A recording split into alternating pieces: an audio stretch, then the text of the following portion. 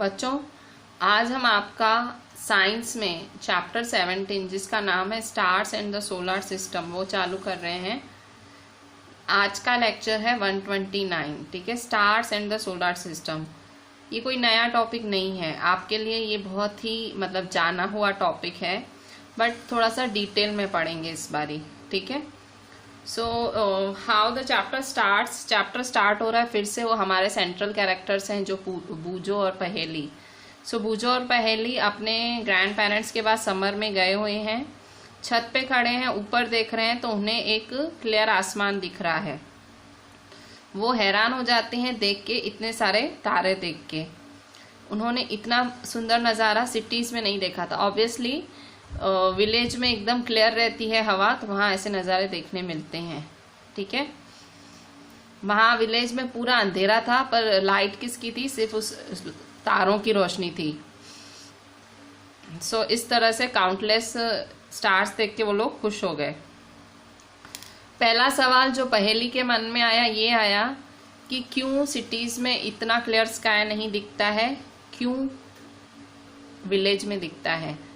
So answer उसके grandfather ने दिया। आंसर में ग्रैंडफादर ने कहा कि बिग सिटीज़ में, जो बड़ी सिटीज़ होती हैं, वहाँ पे ऑलरेडी इतनी रोशनी होती है, लाइटें वगैरह होती हैं, धुआं होता है, धूल होती है, उसकी वजह से आसमान धुंधला जाता है। और उसके बाद उसके ग्रैंडफादर ने उसको सब दिखाया, मतलब ऊपर तारों में सारे स्टोरीज भी बताई। ठीक है, उन्होंने कहा कि जो टिमटिमाता नहीं है उसे प्लैनेट्स कहते हैं। ठीक है, सो ग्रैंडफादर ने क्या बताया, हम कर रहे हैं पेज 215, साइंस में page 215। The objects which do not twinkle are planets. ठीक है, सो वो ऑब्जेक्ट्स जो टिमटिमाते नहीं हैं उन्हें हम क्या बोलते हैं? प्लैनेट्स बोलते हैं। ठीक है, so moon is the brightest object in the night sky. Moon सबसे ब्राइट होता है रात के आसमान में। So moon is the brightest object in the night sky. The stars, the planets, the moon and many other objects in the sky are called celestial objects. Celestial objects क्या होते हैं? Stars, planets, moon and many other objects. ठीक है, stars, planets, moon और बहुत सारे objects जो sky में दिखते हैं उन्हें हम कहते हैं सेलेस्टियल ऑब्जेक्ट्स। ठीक है, celestial object, stars, planet, moon and many other objects in the sky are called celestial objects.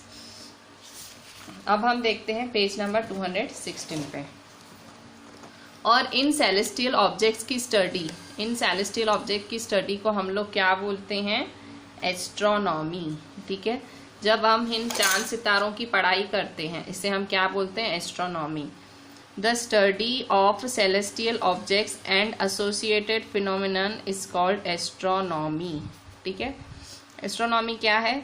The study of celestial object and associated phenomenon is called astronomy. जब आप स्टडी करते हो इन चांद सितारों की, इन सब की आप स्टडी करते हो तो हम कहते हैं एस्ट्रोनॉमी कर रहे हो आप। इन एंशिएंट इंडिया, पुराने ज़माने में जो हमारे पूर्वज थे वो अलग अलग चीज़ें ऑब्जर्व करा करते थे स्काई में, और उनकी जो एस्ट्रोनॉमी की नॉलेज है, उनकी जो ये पढ़ाई थी चांद सितारों की, वो बहुत ही ज़्यादा एडवांस्ड थी। मतलब वो टाइम के हिसाब से बहुत ज़्यादा एडवांस थी उनकी knowledge. Passage of the sun, stars, moon and planets in the sky help them to devise calendars and almanacs. खाली सन को देख के, पैसेज ऑफ द सन मतलब सन की घेराव देख के, स्टार्स को देख के, moon, planets, sky help them to devise calendars and almanacs. मतलब खाली सन, स्टार्स, मून, प्लैनेट ये सब देख के ही ये लोग कैलेंडर और एल्मेनेक्स बना लिया करते थे। ठीक है, passage of the sun, stars, moon and planets in the sky help them to devise calendars and almanacs. ठीक है, फिर इसके बाद these were often used by people in their day-to-day conduct and a better understanding of climate and rainfall, timely sowing and choice of crops, fixing the dates and festivals. ठीक है, फिर उसके बाद ये लोग डेट्स वगैरह मतलब शुभ अशुभ त्यौहार वगैरह फेस्टिवल्स ये सब इसी से डिसाइड करते थे। मतलब चांद तारे और सूर्य इन सब की दिशा देख के ही ये लोग कैलेंडर्स एल्मेनेक आपका एल्मेनेक होगा ना स्कूल का वैसा कुछ, ठीक है। सो ये सब उस तरह से डिसाइड करते थे अपना, ठीक है। सो अब हम सेलेस्टियल ऑब्जेक्ट्स एक एक करके पढ़ेंगे, ठीक है। सो सबसे पहले हम पढ़ेंगे मून के बारे में, ठीक है। सो द मून, ठीक है। मून के बारे में तो क्या बताऊं, ठीक है। मून तो आप रोज देखते हो। सो देखो, जब भी आप मून रोज देखते हो तो क्या कोई चेंज दिखता है? हाँ दिखता है। कभी डेज ऐसे डेज होते हैं कि उसकी बिल्कुल कभी परफेक्ट राउंड हो, हाँ वैसा भी दिन आता है। क्या कभी ऐसा दिन भी होता है जब मून बिल्कुल ना दिखे? हाँ वो भी होता है, ठीक है। सो ये सब होता है। अब हम इसको डिटेल में पढ़ेंगे। So the day on which the whole disc of moon is visible is known as full moon day. पूरा मून दिखे, क्लियर पूरा मून दिखे, the day on which whole disc of moon is visible is known as the full moon day. जब आपको पूरा गोल moon दिखता है, the day on which the whole disc of moon is visible is known as full moon day. जब आपको पूरा moon दिखता है उसे हम कहेंगे फुल मून डे। इसके बाद thereafter every night the size of bright part of the moon appears to become thinner and thinner. फिर हर रात क्या होता है, उसकी साइज घटती जाती है, घटती जाती है, घटती जाती है, ठीक है। मून की साइज घटती जाती है। 15th डे, 15वें दिन पे क्या होता है, मून बिल्कुल नहीं दिखता है, मून इज नॉट विजिबल, ठीक है। On the 15th day the moon is not visible, this day is known as new moon day, ठीक है। फुल मून डे कब होता है? जब पूरा मून दिखता है। न्यू मून डे कब होता है? जब मून नहीं दिखता, ठीक है। The next day only a small portion of moon appears in the sky, this is known as crescent moon, ठीक है। मतलब जब न्यू मून डे होता है, न्यू मून डे मतलब जब मतलब रोशनी बिल्कुल जीरो हो जाती है, तो दूसरे दिन the next day only a small portion of the moon appears in the sky, this is known as crescent moon, ठीक है। मतलब जब खाली थोड़ा सा ही मून दिखता है, only a small portion of the moon appears in the sky, जब बिल्कुल मून का थोड़ा सा ही हिस्सा दिखता है उसे हम क्रिसेंट मून कहते हैं। Then again the moon grows larger every day on the 15th day, once again we get a full view of the moon. तो जैसे जैसे मून बड़ा होता जाता है 15वें दिन पे हमें फिर से वापस दिखता है, ठीक है। मतलब जिस दिन बिल्कुल गायब हो जाता है उसके दूसरे दिन हमें थोड़ा सा दिखता है क्रिसेंट मून, ठीक है। The various shapes of the bright part of the moon, ठीक है।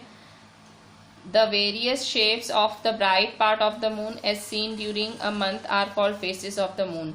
मतलब ये जो अलग अलग शेप्स देखने मिलती हैं आपको मून की, इन्हें क्या बोला जाता है? Faces, PHASES, faces of the moon. देखो यहाँ पे ये लड़की बना भी रही है बुक में, देखो किस तरह से वो बना रही है। मतलब मून छोटा हो रहा है, छोटा हो रहा है, छोटा हो रहा है। और पीछे आपकी बुक में भी है, दिया हुआ है, ये देखो faces of moon. Page number 218 पे फिगर दी हुई है किस तरह से मून कम होता जाता है, ठीक है। सो किस तरह से कम होता है, किस तरह से वापस दिखने लगता है, ठीक है। देखो जैसे यहाँ से यहाँ थोड़ा दिखा, यहाँ थोड़ा दिखा, ज़्यादा दिखा, यहाँ पूरा आ गया, ठीक है। 15वें दिन फिर थोड़ा गायब हुआ, थोड़ा गायब हुआ, थोड़ा फिर पूरा गायब हुआ, ठीक है। सो इस तरह से रोटेशन चलता है। मतलब फेसेस ऐसे होते हैं। रोटेशन मतलब ये इनका स्टेज होता है एक। सो हम ये जो मून के फेसेस हैं, ये जो स्टेजेस हैं मून के, वो हमारी सोशल लाइफ पे, सामाजिक ज़िंदगी पे बहुत असर करते हैं। हमारी इंडिया में सारे के सारे फेस्टिवल ऑलमोस्ट मून को देख के ही मनाए जाते हैं, ठीक है। Almost all festivals in India are celebrated according to the phases of moon. Moon के फेसेस को देख के ही फेस्टिवल मनाए जाते हैं। जैसे Diwali, Diwali celebrated on the new moon day, Diwali अमावस की रात को मनाई जाती है। Buddha Purnima and Guru Nanak birthday are celebrated on full moon day. Buddha Purnima और Guru Nanak birthday full moon पे मतलब पूनम पे मनाया जाता है। Mahashivratri celebrated on 13th night of वेनिंग moon. Mahashivratri कब बनाई जाती है? 13वीं, मतलब 13th डे, 15th नहीं, 13th डे, बिल्कुल जब मून गायब होने पे होता है 13th day. Eid al Fitr is observe on the day following the sighting of crescent moon. Crescent moon के दूसरे दिन ईद मनाई जाती है, ठीक है। मतलब मून पे हमारे बहुत सारे जो त्यौहार हैं वो फिक्स हैं। Eid al Fitr is observe on the day following the sighting of crescent moon, मतलब on the day following the sighting, crescent moon जिस दिन दिखता है उस दिन ईद मनाई जाती है। इस तरह से मतलब क्रिसेंट मून दिखता है तो ईद बनती है, महाशिवरात्रि वेनिंग मून से बनती है, फिर दिवाली है न्यू मून, और बुद्ध पूर्णिमा गुरु नानक फुल मून, ठीक है। इस तरह से new moon, full moon, वेनिंग moon और क्रिसेंट मून, ठीक है। ये चार मून के फेसेस हैं और इनके हिसाब से त्यौहार सेट होते हैं, ठीक है। अच्छा, एक अमावस और one full moon to the next full moon, एक पूनम और दूसरी पूनम के बीच में स्लाइटली लॉन्गर देन 29 डेज, मतलब ऑलमोस्ट एक महीना हो जाता है, ठीक है। The time period between one full moon to the next full moon is slightly longer than 29 days. 29 days से ज़्यादा होता है जो एक फुल मून गया फिर उसके बाद जो दूसरा फुल मून, दोनों के बीच का गैप क्या होगा? अ मंथ, मतलब महीने का गैप हो जाता है। This period is called a month, ठीक है। फिर इसके बाद अब होता कैसे वो देखते हैं। यहाँ देखते हैं पेज नंबर 217 पे। अच्छा, अब हम समझने का ट्राई करेंगे कि ये फेसेस होते क्यों हैं। तो आपने चैप्टर 16 अब पढ़ोगे कि मून के पास अपनी लाइट नहीं होती है और सन और स्टार्स के पास अपनी लाइट होती है। आपको मून क्यों दिखता है? क्योंकि सनलाइट उस पर गिरती है और रिफ्लेक्ट होती है।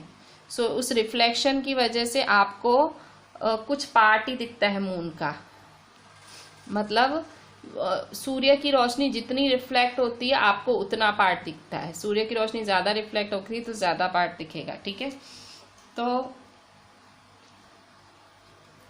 The moon does not produce its own light whereas the sun and other stars too. Moon के पास अपनी लाइट नहीं होती है, सन और स्टार्स के पास होती है, ठीक है। हमें मून क्यों दिखता है? We see the moon because the sunlight falling on it get reflected towards us. इसलिए हमें पार्ट ही दिखता है। क्यों? जितना रिफ्लेक्शन होगा उतना ही दिखेगा। Moon does not have its own light but we can see the moon by reflection, ठीक है। यहाँ देखो कुछ ऐसा है,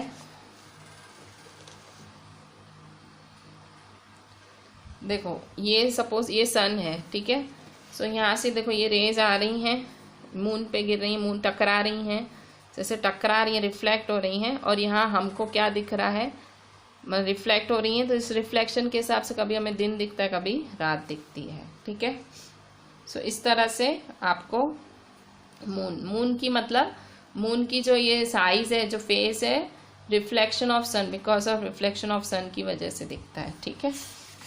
अच्छा, यहाँ पे देखो ये पोजीशंस दी हुई हैं, ठीक है। फुल मून है, न्यू मून है, क्रिसेंट मून है, फिर वेनिंग मून है, ठीक है। आपको ये पहले से ही पता होगा कि मून जो है अर्थ के इर्द गिर्द चक्कर काटता है और अर्थ मून के साथ सन के इर्द गिर्द चक्कर, ये तो हमने बचपन 6th से पढ़ रहे हो, ठीक है। 6th से पढ़ रहे हो कि the moon revolves around the earth. Moon किसके इर्द गिर्द चक्कर काटता है? अर्थ के।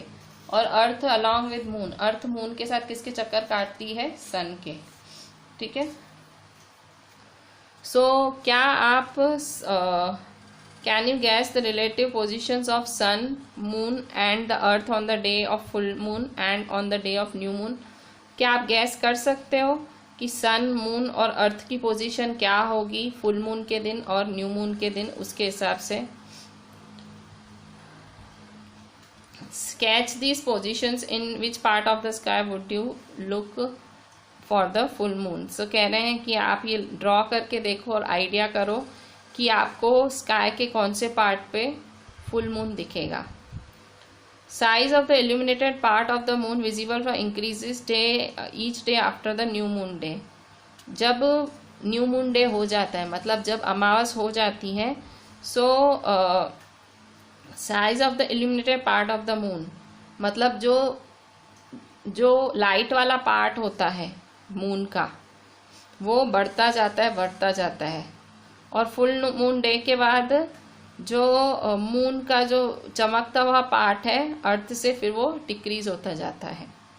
ठीक है बच्चों, देखो दो चीजें होती हैं, एक वैनिंग मून और एक वैक्सिंग मून। वैनिंग मून क्या होता है, जब फुल मून डे के बाद जब छोटा होता जाता है, मून छोटा होता जाता है, तो फुल मून के बाद वो क्या हो जाता है, न्यू मून हो जाता है। मतलब फुल मून से वो छोटा बिल्कुल गायब हो जाता है और एकदम क्रिसेंट शेप हो जाता है लास्ट में, उसे कहते हैं वैनिंग मून।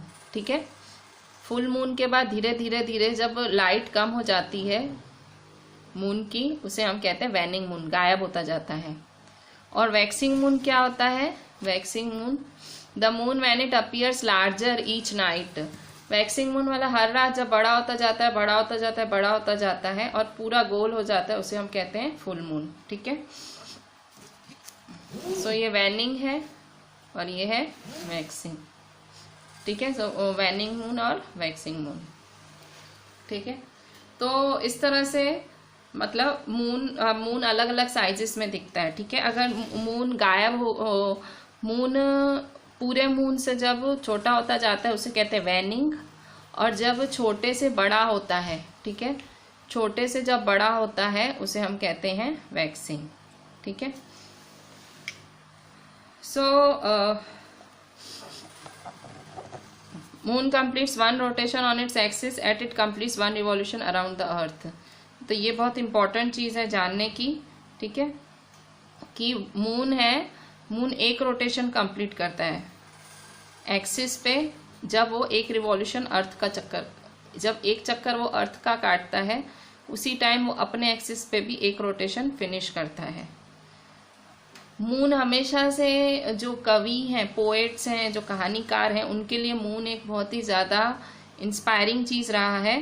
पर जब एस्ट्रोनॉट्स मून पे लैंड किए, जब एस्ट्रोनॉट्स मून पे पहुंचे, तो उन्होंने क्या देखा, जब एस्ट्रोनॉट्स मून पे पहुंचे तो उन्होंने देखा कि मून सरफेस डस्टी और बैरन है, एकदम मिट्टी भरा है और एकदम बेजान है, और बहुत सारे क्रेटर्स थे, अलग अलग साइज के बहुत सारे क्रेटर्स थे मून पे, और वहाँ पे हाई और लो माउंटेन्स थे, और इतने थे जितने माउंटेन्स अर्थ पे होते हैं। ठीक है, जब ये एस्ट्रोनॉट गए, ठीक है, जब एस्ट्रोनॉट मून पे पहुंचे तो उन्होंने ये सब देखा। ठीक है, यहाँ देखो एस्ट्रोनॉट के कदम पड़े, सो इस तरह से इन्होंने देखा, मतलब मून एकदम अर्थ की तरह ही दिख रहा था।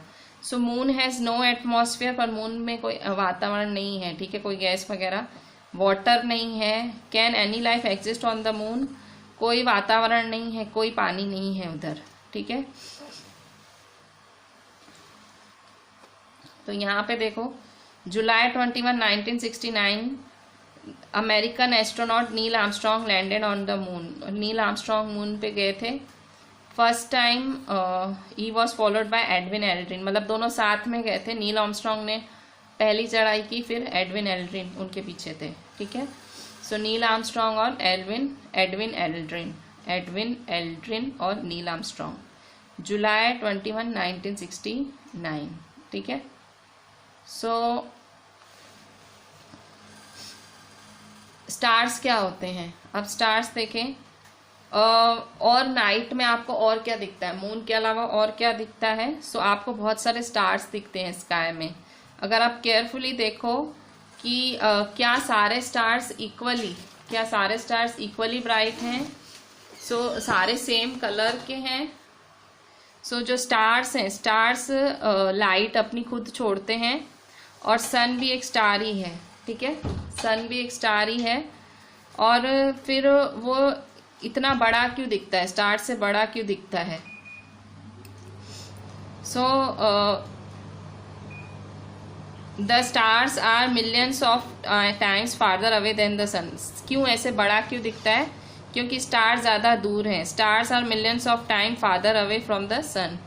स्टार्स ज़्यादा दूर हैं, therefore the stars appear to us like points. ठीक है, स्टार्स बहुत दूर हैं सन से, इसलिए स्टार्स पॉइंट लाइक दिखते हैं। ठीक है, देखिए स्टार्स बहुत दूर हैं सन के, तो इसलिए वो स्टार्स हमें एकदम छोटे छोटे पॉइंट लाइट दिखते हैं। ठीक है, in fact the stars are present in the sky during day time also. Star even दिन को भी होते हैं, but they are not visible then because of bright sunlight. Sun की इतनी ज़्यादा ब्राइट लाइट होती है कि वो दिन को हमें दिखते ही नहीं है। सो अगर आप थोड़ा 2 घंटे 2.5 घंटे सिर्फ ऊपर आसमान की तरफ ही देखो और स्टार्स देखो, तो आपको कोई पोजीशंस दिखेंगी। ठीक है, so you find that the stars appear to move from east to west. आप क्या देखोगे, स्टार्स ईस्ट से वेस्ट घूमते हैं। A star which rises in the east in the evening sets in the west in the early morning. ठीक है, star क्या होते हैं, इवनिंग में उगते हैं। देखो जैसे सन है ना, तो वैसे स्टार है। Star which rises in the east in the evening. Sun star है, star rises in the east in the evening. Evening में ईस्ट में वो उगते हैं। And sets west in the early morning, सुबह डूब जाते हैं। शाम को उगते हैं और सुबह डूब जाते हैं। Star which rises in the east in the evening sets in the west in the early morning. ठीक है, अभी हम एक तारे की बात करेंगे पेज 221 पे। एक तारा ऐसा है जो कि आसमान में है और वो मूव ही नहीं करता, इट डोंट मूव। तो कौन सा है वो तारा, पोल स्टार। ठीक है, so there is actually a star, the pole star, which is situated in the direction of the earth axis. It does not appear to move करता हुआ नहीं दिखता है। ठीक है, सो ये है आपका पोल स्टार। ठीक है, दिखता है पर मूव नहीं होता। और वो कहाँ लाए करता है, the pole star lies close to the axis of the rotation of the earth. Pole star कहाँ दिखता है, close to the axis of rotation of the earth, बिल्कुल अर्थ के एक्सिस के क्लोज दिखता है आपको। अच्छा, कॉन्स्टिलेशंस क्या होते हैं, constellations the stars forming a group that has a recognisable shape is called a constellation. Constellation क्या होता है, वो स्टार्स जो कि ग्रुप बनाते हैं। ठीक है, वो स्टार्स जो कि ग्रुप बनाते हैं और एक पर्टिकुलर शेप दिखती है, उसे हम कहते हैं कॉन्स्टिलेशन। ठीक है, the stars forming a group that has a shape is called constellation. मतलब जानी मानी शेप दिखती है, उसे हम कॉन्स्टिलेशन कहते हैं। कॉन्स्टिलेशन हमारे जो पूर्वज हैं उन्होंने ये चीज़ कॉन्स्टिलेशन उन्होंने ढूंढ निकाले थे ताकि वो स्टार्स को पहचान पाएँ स्काई पे। मतलब उनको शेप्स ऐसी लगती थी जैसे चीज़ों जैसी शेप्स लगती थी। मतलब कुछ कॉन्स्टिलेशंस तो आपको खुद को नज़र आ जाएंगे। तो आपको खाली कॉन्स्टिलेशन के बारे में पता होना चाहिए। ठीक है, सो सबसे famous one of the most famous constellations which you can see during page 222। Summer time is the early part of night Ursa Major. अगर आपको समर टाइम रात के अभी चालू ही हुई है रात, समर टाइम आपको दिखेगी, वो है Ursa Major. Ursa Major constellation दिखेगी आपको। It is also known as the Big Dipper, the Great Bear और द सप्तऋषि। उर्सा मेजर को और क्या क्या बोलते हैं, बिग डिपर, ग्रेट बियर और सप्तऋषि। ठीक है, देखो यहाँ पे फिर से one of the most famous constellations which you can see during, जो सबसे फेमस कॉन्स्टिलेशन है जो आप समर टाइम में देख सकते हो। Summer time in the early part of the night, summer time में दिखती है, उसे उर्सा मेजर कहते हैं। इसे बिग डिपर भी कहते हैं, ग्रेट बियर भी कहते हैं, सप्तऋषि भी कहते हैं। ठीक है, there are 7 prominent stars in this constellation. It appears like a big ladle or a question mark. सप्तऋषि कैसा दिखता है, क्वेश्चन मार्क की तरह दिखता है। So there are 7 prominent stars in this constellation. इस कॉन्स्टिलेशन में 7 तारे होते हैं और ये एकदम बड़ा सा क्वेश्चन मार्क की तरह दिखता है। और there are 3 stars in the handle of the ladder and 4 in its bowl. Bowl की तरह, हैंडल की तरह, जैसा भी बोलो ऐसा दिखता है। ठीक है, so there are 3 stars in the handle of the ladle and 4 in its bowl.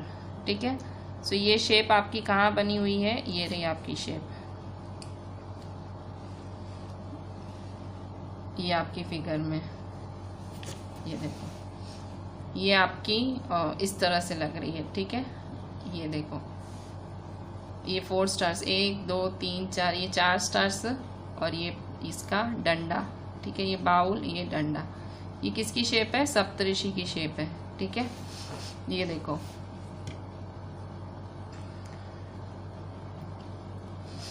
सप्तऋषि 7 ऋषियों से भी जोड़ा गया है। सप्तऋषि जो ये उड़सा मेजर है, सप्तऋषि है जो 7 तारों का समूह है, 7 ऋषियों से भी जोड़ा गया है। इंडियन एंशियंट मैथोलॉजी के हिसाब से, पुराने अगर आप पुराणों के हिसाब से, who form the Saptarishi preserve the eternal of Vedas, explain it to people in every new age. ठीक है, सो मतलब लोगों को इन तारों के बारे में समझाते थे अलग अलग ऋषि। ठीक है, ये देखो ऋषियों के टोटल 7 नाम हैं। ठीक है, सो ये देखो, ये लैडल और ये बाउल शेप, क्वेश्चन मार्क भी बोल सकते हो, बाउल शेप भी बोल सकते हो। ठीक है, सो इस तरह से ये हमारा उड़सा मेजर, सप्तऋषि, बिग डिपर, ग्रेट बियर, ठीक है, कुछ भी आप बोलो इसको। सो ये था हमारा सप्तऋषि। ठीक है, आपको जब जैसे जैसे आपको फिर कॉन्स्टिलेशंस ऐसे दिखेंगे कि वो ईस्ट से वेस्ट जा रहे हैं। ठीक है, सो द पेज नंबर 223 पे, the constellation appears to move in the sky from east to west. आपको स्काई में कॉन्स्टिलेशन कैसे दिखेंगे, ईस्ट से वेस्ट जाते हुए। ठीक है, अच्छा, अब एक और तारा है जो आपको ऊपर दिखता है आसमान में, पोल स्टार। ठीक है, पोल स्टार आप आगे पढ़ के आए हो, तो आप पोल स्टार को उड़सा मेजर की मदद से आप क्या कर सकते हो, लोकेट कर सकते हो। ठीक है, पोल स्टार को आप उड़सा मेजर की मदद से लोकेट कर सकते हो। उड़सा मेजर मतलब सप्तऋषि, उसकी मदद से आप उसको लोकेट कर सकते हो। ठीक है, अभी देखो यहाँ पे, ये देखो, ये देखो, ये उड़सा मेजर है और ये पोल स्टार है, पोल स्टार। ठीक है, उड़सा मेजर। सो कैसे लोकेट कर सकते हो, जो उड़सा मेजर है वो पोल स्टार के ऐसे आजू बाजू घूमता है। ठीक है, पोल स्टार तो एक ही जगह टिकता है ना, पोल स्टार तो एक ही जगह होता है, उड़सा मेजर उसके आजू बाजू घूमता है। सो इसको टिक करो, we can locate pole star with the help of Ursa Major. Ursa Major की मदद से आप पोल स्टार को लोकेट कर सकते हो। सारे तारे पोल स्टार के इर्द गिर्द घूमते दिखते हैं आपको। ठीक है, देखो यहाँ पे, the pole star is not visible from southern hemisphere. Pole star आपको साउदर्न हेमिस्फेयर से नहीं दिखेगा। सो कुछ नॉर्दर्न कॉन्स्टिलेशन होगी जैसे उड़सा मेजर, वो भी आपको साउदर्न हेमिस्फेयर से नहीं दिखेगी। ठीक है, ये आपको पॉइंट याद रखनी हो तो रखना कि पोल स्टार आपको साउदर्न हेमिस्फेयर्स होते हैं ना अर्थ के, साउदर्न हेमिस्फेयर नीचे आया, तो वहां से आपको पोल स्टार नहीं दिखेगा। अगर आप साउदर्न हेमिस्फेयर में रहते हो वहां आपको पोल स्टार नहीं दिखेगा। ठीक है, फिर सप्तऋषि के बाद एक और इम्पॉर्टेंट कॉन्स्टिलेशन है बच्चों, तो एक और कॉन्स्टिलेशन है जिसका नाम है ओरियन, ORION। पहली कॉन्स्टिलेशन क्या थी, पहली थी हमारी उड़सा मेजर, उसको बहुत सारे नाम और भी हैं, बिग डिपर, ग्रेट बियर, सप्तऋषि। सेकेंड कॉन्स्टिलेशन, अच्छा, इसकी खासियत क्या है उड़सा मेजर की, कि इसकी मदद से पोल स्टार को लोकेट किया जा सकता है। ठीक है, अब हम ओरियन देखेंगे, दूसरी कॉन्स्टिलेशन। ठीक है, सो पहले ओरियन। सो ओरियन कैसे दिखती है, सो ओरियन भी बनी हुई होगी कहीं आपकी बुक में। सो ये रही ओरियन, तो देखो ये बनी हुई है ओरियन। ठीक है, this is your Orion, this is Saptarishi या ग्रेट बियर। ठीक है, सो ओरियन का क्या है, so Orion is another well known constellation that can be seen during winter in the late evening. कब दिखती है, सर्दियों में। ठीक है, Orion is another well known constellation that can be seen during winter in the late evening. बहुत ही magnificent constellation है, सुंदर सी कॉन्स्टिलेशन है। इसमें भी 7 से 8 और चमकते हुए तारे हैं, 7 और 8 ब्राइट स्टार्स। ओरियन को हंटर भी कहा जाता है। ठीक है। इसे हंटर भी कहा जाता है, शिकारी, ठीक है। सो इस तरह से इसकी शेप है, इसे हंटर भी कहा जाता है। The 3 middle stars represent the belt of the Hunter. जो 3 मिडल स्टार्स हैं वो बेल्ट, हंटर की बेल्ट माने जाते हैं, ठीक है। ये देखो बीच में 3 तारे हैं, 1 2 3, इसे क्या माना जाता है? बेल्ट माना जाता है हंटर की, ठीक है। The 3 middle stars represent the belt of the hunter. The 4 bright stars appear to be arranged in the form of quadrilateral. और 4 stars कैसे अरेंज होते हैं? एक क्वाड्रिलेटरल के रूप में, ठीक है। सो the 3 middle stars represent belt of the 4 bright stars appear to be arranged in quadrilateral, ठीक है। सो ओरियन कहाँ कब दिखती है? विंटर में, लेट इवनिंग्स में दिखती है। 7 से 8 चमकते तारे होते हैं। ओरियन को हंटर भी कहा जाता है। 3 मिडल स्टार्स उसकी बेल्ट कहे जाते हैं और 4 क्वाड्रिलेटरल बनाते हैं, ठीक है। इसके बाद है स्टार सीरियस, ठीक है। Sirius, the star Sirius. Star Sirius क्या है? Which is the brightest star in the sky located close to Orion. Star Sirius. So ये देखो सीरियस तारा, पहला वो था पोल तारा, ये है सीरियस तारा। सो सीरियस तारा कैसा है? So the star Sirius which is brightest star in the sky, ये ब्राइटेस्ट स्टार है स्काई में, is located close to the Orion. Orion constellation के इर्द गिर्द कौन है? Sirius. To locate Sirius imagine a straight line passing through 3 middle stars of the Orion, ठीक है। जो स्टार सीरियस है, ये देखो ये स्टार सीरियस है, which is brightest star in the sky, बहुत ही चमकता हुआ तारा है। Is located close to the Orion, किसके क्लोज है? ये ओरियन के क्लोज है। टू लोकेट सीरियस, सीरियस को लोकेट करने के लिए इमेजिन करो कि स्ट्रेट लाइन पास हो रही है इन 3 तारों के बीच। ये 3 तारों से स्ट्रेट लाइन पास हो रही है, ठीक है। और जब आप इस तरह से देखोगे तो आपको सीरियस दिखेगा, ठीक है। मतलब ऐसे लाइट आ रही है, ठीक है, ऐसे लाइट आ रही है, वो आपको सीरियस, ठीक है। The star Sirius which is the brightest star in the sky. Star Sirius क्या है? ब्राइटेस्ट स्टार है स्काई में, ब्राइटेस्ट स्टार है star Sirius. Star Sirius the brightest star in the is located close to Orion, किसके close है? ये Orion के close located है। टू लोकेट सीरियस, सीरियस को आपको सीरियस पता करना है कहाँ है। Imagine a straight line passing through 3 middle stars of Orion. So यहाँ से स्ट्रेट लाइन आ रही है, यहाँ से एक स्ट्रेट लाइन इमेजिन करो कि आ रही है, और फिर जहाँ ये स्ट्रेट लाइन सीधी जाएगी ना, सो वो आपको सीरियस दिखेगा, सीरियस, ठीक है। सो ये तारा है जो कि ओरियन कॉन्स्टेलेशन के नज़दीक पाया जाता है। एक और कॉन्स्टेलेशन है जिसका नाम है कैशियोपिया। कैशियोपिया तीसरी कॉन्स्टेलेशन, तीसरा ग्रुप ऑफ स्टार्स। तो यहाँ देखो कैशियोपिया, ये तीसरी कॉन्स्टेलेशन है, ठीक है। ये आपकी तीसरी कॉन्स्टेलेशन। सो ये तीसरी constellation is another constellation in the northern sky. ये भी आपको नॉर्थ में दिखती है स्काई में। It is visible during winter in the early part of the night. ये भी आपको विंटर में ही दिखती है, पर जब रात चालू होती है। लेट नाइट में कौन दिखती है? ओरियन, ठीक है। और ये कब दिखती है? अर्ली पार्ट, शुरुआत में, ठीक है।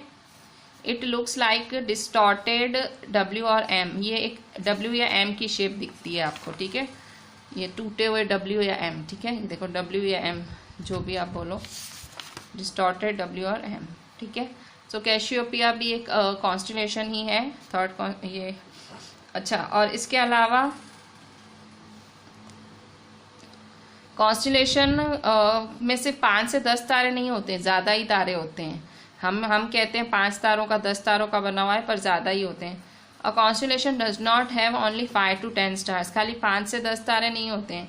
It has a large number of stars, बहुत सारे तारे होते हैं। However we can see only the bright stars in the constellation with our naked eye, पर हमको सिर्फ क्या दिखते हैं?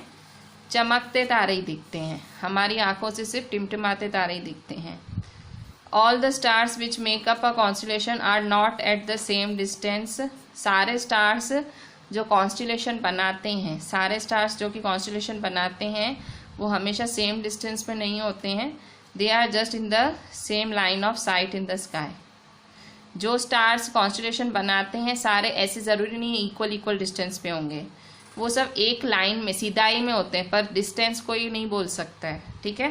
सो आपने कॉन्स्टेलेशन में क्या क्या पढ़ा, पहले उर्सा मेजर पढ़ा, फिर आपने पढ़ा उर्सा मेजर की मदद से पोल स्टार को लोकेट कर सकते हो। इसके बाद आपने ओरियन पढ़ा, ओरियन की मदद से सीरियस स्टार को लोकेट कर सकते हो, और फिर आपने कैसियोपिया पढ़ा, ठीक है।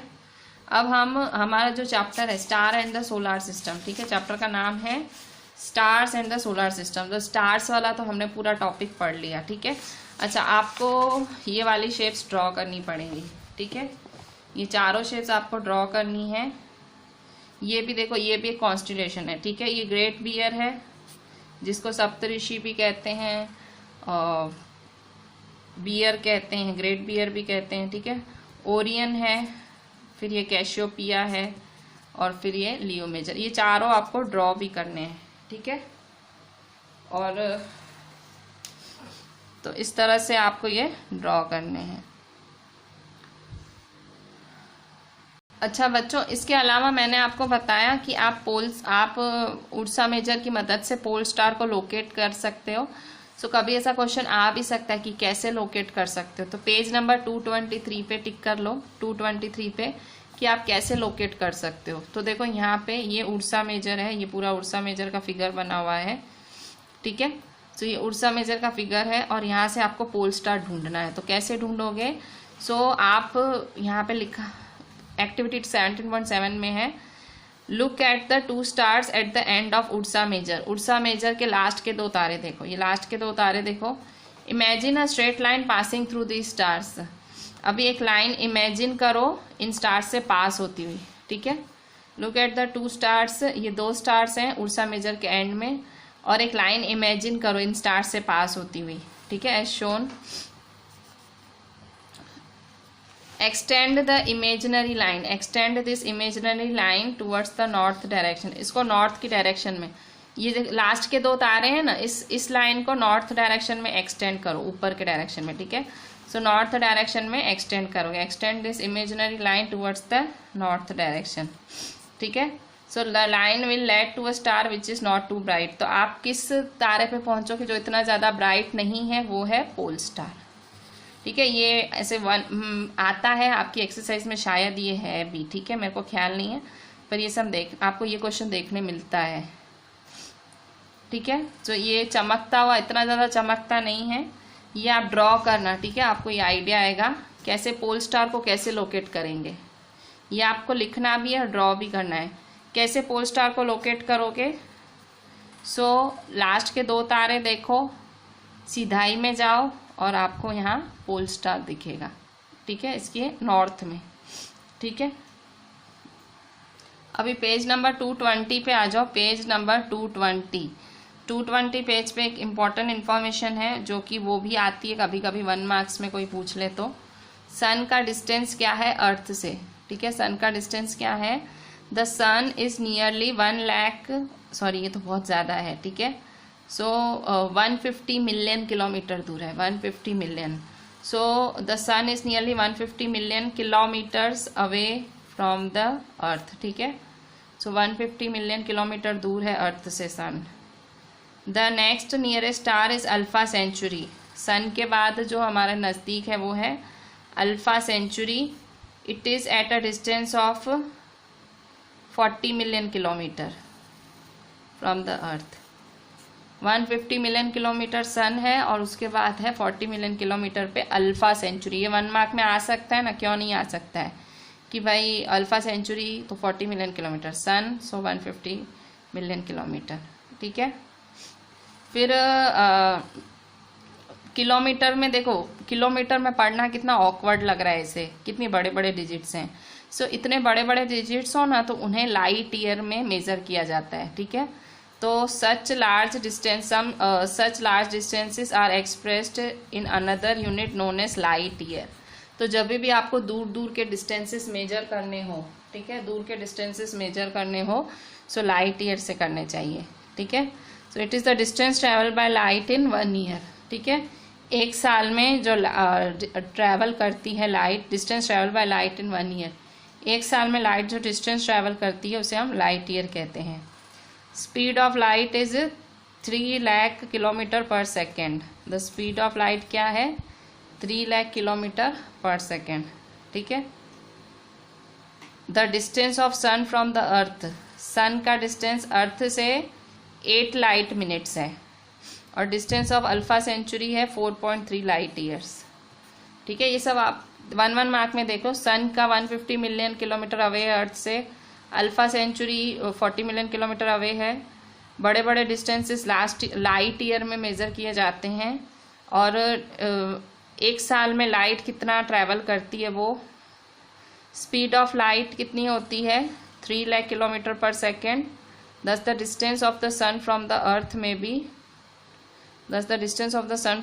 में be said to be about 8 light minutes. अगर सन को अर्थ का सन से डिस्टेंस मेजर करोगे तो 8 लाइट मिनट्स आएगा। The distance of Alpha Centauri is about 4.3 light years. ठीक है, सन का अर्थ से डिस्टेंस मेजर करोगे तो 8 लाइट मिनट्स आएगा, मतलब 1 मिनट में 8 लाइट। और distance travel by light 1 minute में इतना ट्रेवल करती है और मतलब 1 मिनट में लाइट इतना ट्रेवल करती है। डिस्टेंस ऑफ अल्फा सेंचुरी 1 साल में 4.3 लाइट ईयर्स। ठीक है, 1 लाइट ईयर कितना होता है? 1 लाइट ईयर होता है, remember that speed of light is 3 lakh kilometre per second, मतलब 1 सेकेंड में 3 लाख किलोमीटर होती है।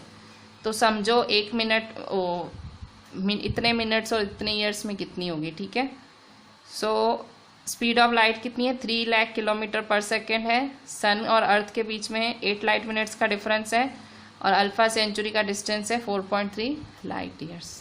ठीक है, सो इस तरह से ये जो छोटे छोटे बॉक्सेस हैं ये भी काम के होते हैं कभी कभी, सो इन्हें भी मिस नहीं करना चाहिए।